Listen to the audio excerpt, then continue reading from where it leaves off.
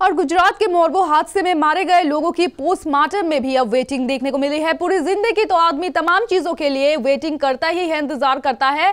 अब मरने के बाद भी इंतजार करना पड़ रहा है इन लाशों को बहुत दुख होगा। लेकिन मोरबी हादसे के बाद कुछ ऐसा हो रहा है कि मोरबी हादसे के शिकार के कई लोग अब पहले अस्पताल में इलाज के लिए काफी इंतजार करना पड़ा था इनको, वही जब मर गए हैं तो पोस्टमार्टम के लिए अब इंतजार करना पड़ रहा है।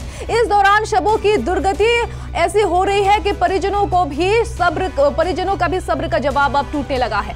गुजरात के मोरबो ब्रिज हादसे के बाद शहर में ऐसे हालात बन गए हैं कि मृतकों को कफन दफन के लिए भी अब किल्लतें मच गई है। शहर के चारों कब्रिस्तान में हादसे के बाद शवों की ऐसी बार आई है कि कब्र खुदाई के इंतजार में शवों के कतार लगे हुए हैं। ठीक यही स्थिति शहर के सातों शमशान में भी दिखाई दे रहे हैं, जहां पर चिता सजाने के लिए ना तो जगह बची है, ना ही अंतिम संस्कार कराने के लिए पंडित उपलब्ध है।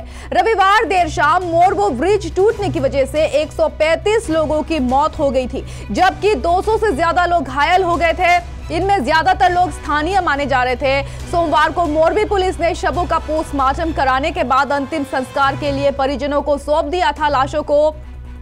लेकिन जब परिजनों ने शवों को उनकी अंतिम गति देने के लिए शमशान और कब्रिस्तान पहुंचे तो कुछ ही देर में ऐसे हालात बन गए थे कि शवों की लंबी कतार लगी और शहर के चारों कब्रिस्तानों में लगातार कब्रों की खुदाई का काम चल रहा है। इसी प्रकार सातों शमशान में लगातार शवें जो है वो लाश जो है वो जल रहे हैं। इसके बावजूद भी कई शवों को दफन के लिए वेटिंग में रखा गया है, वही कई शव जलने के लिए अपनी बारी का इंतजार कर रहे हैं। शहर के चारों शमशान में कब्र खोदने के लिए 150 लोगों को लगाया गया है। सोमवार की शाम तक इन सभी लोगों ने 26 लोगों के दफन के लिए कब्र खोदी थी। वही मंगलवार को भी कब्र की खुदाई का काम जारी है।